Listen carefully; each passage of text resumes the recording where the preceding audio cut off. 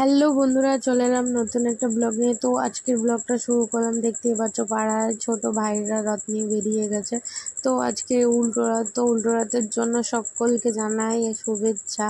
আর বন্ধুরা যে যেখান দিয়ে ভিডিওটা দেখছো, আশা করি সবাই ভালো আছো আর আমিও ভালো আছি। তো এইরকম আমরা রেডি হয়ে তখন বেরিয়েছিলাম, পাড়ার সব রথগুলো দেখলাম ভাইরা টানছে আর আমরাও একটু রথ দেখতে চলে এলাম। তো এই রথে মেলা হয়, তো এইরকম মেলা বসেছে। তো অনেক রকমের জিনিস, মাটির পুতুল, রথ মানে তো মাটির পুতুল থাকবেই। আর ফল ফল তোমরা যেখানে তাকাবে সেখানে কাঁঠাল, আম আর আনারস দেখতেই পাবে। আর আর রথ মানে কাঠের খেলনা না থাকলে হয়? তো সত্যি আমার সেই ছোটোবেলার কথা মনে পড়ে যাচ্ছে। অনেক অনেক জিনিস মেলায় গেলে মনে পড়ে যায় যে ছোটোবেলায় আমরা কত কী জিনিস কিনতাম, আর এখন দেখলে ওইসব জিনিস ভাই বোনেদের জন্য নিয়ে আসতে হয়।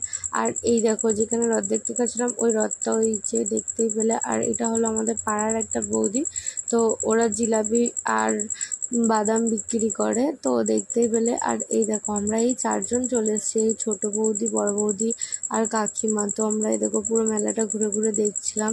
আর বন্ধুরা দেখো কত সুন্দর মাটির খেলনা, মানে খেলনা বলতে সবজি, তারপরে ফল বানানো।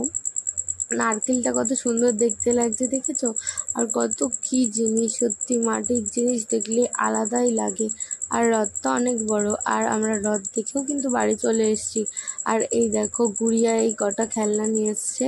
তো ছোটোবেলা সত্যি জিনিসগুলো মনে পড়ে যায়। এই কলটা কত কিনতাম আমরা মেলায় গেলে, যখনই মেলায় যেতাম তখন এই কলটা একটা করে কিনে আনতাম। তো বন্ধুরা ভিডিওটা যদি ভালো লেগে থাকে please like, comment, share and subscribe করে দিও।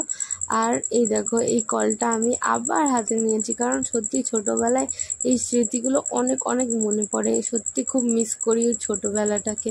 আর এইটা গুড়িয়া একটা ভাঁড় কিনে এনেছে, ওটা কুমড়ো। তো আর এগুলো হলো আমার ভাইদের জন্য এনেছিলাম। আর ওই ট্রে, বৌদি আর গুড়িয়ার এই একটা ক্লিপ, সব এই কটাই জিনিস আনা হয়েছিল। তো প্লিজ বন্ধুরা ভিডিওটা